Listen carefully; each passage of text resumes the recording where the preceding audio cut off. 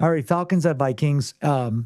Vikings have a 64% chance of winning this game. I think that's pretty good, considering this will only be McCarthy's second game. I know he had an impressive come from behind win against the Bears and Caleb Williams, but we got to keep in mind it is still the Bears. So the Vikings, if you were to bet them, minus 175 odds, decent money. Falcons plus 150 if you take them. I would. This is going to be the Sunday night game, which I think it's Sunday night just based on the fact that they're both young quarterbacks and people are excited about that. Or make my pick. Let's kind of look through things. Michael Penix had 298 passing yards. Geez, he went off. Bucs defense isn't amazing, but they're not terrible. J.J. McCarthy only had 143 yards, really kind of came on towards the end. Looks like it was not much of a rushing game. That's disappointing. But Bijan Robinson was the leading receiver with 100 receiving yards. I know he had that 50-yard, I think it was like short route, maybe it was a screen for a touchdown. That was impressive. Jordan Mason looked good with the Vikings. Clearly, their receiving game was not great. Aaron Jones, their leading receiver.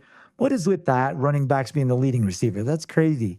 I know Justin Jefferson kind of came on towards the end, had a touchdown, but I think he only had a few catches. It was not the same chemistry that he's used to, so hopefully he doesn't get frustrated there and develops that rapport with J.J. McCarthy. So I get the two JJs confused.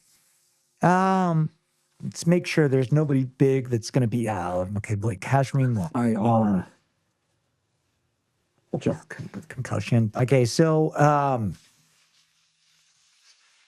this one's tough. I do like that the Vikings are at home. I do like that they have the better defense. At least I think they have the better defense. I think I'm going to have to go with the Vikings in this one. Just because of Kevin O'Connell. I think J.J. McCarthy's fine. I think the chemistry will develop, their offense will develop. I think Michael Penix Jr. is a talent, but if he was with Kevin O'Connell, I think he would win. I just think Kevin O'Connell has a way of, winning these games unless it's just against a crazy opponent. The Vikings are a good team. Could I see the Falcons winning this game? Yes, I could easily see them winning this game. But I'm going to have to go with the Vikings in a very, very close one. If you want to see all my bets for this week and for every week this season, I actually did just create a website that I'm going to link in the description below. So what you're going to see here is if you want to subscribe for $20 for the entire NFL season, I'll give you all of my best bets in addition to my actual bets and then the best parlays for the week. These are just my straight Moneyline picks. So these are all the videos that are going to be coming out this week. As you can see, my picks, I'll have all my previous picks from the previous week listed here. So you can see my picks last week went 10-5. Should have gone 11-4. That Ravens-Bills game was crazy. But anyways, $20 for the entire season, pretty good for your money. I made a $1,500 profit last week alone. So looking forward to continuing that throughout the season. So make sure to check out my free picks that'll always be listed here.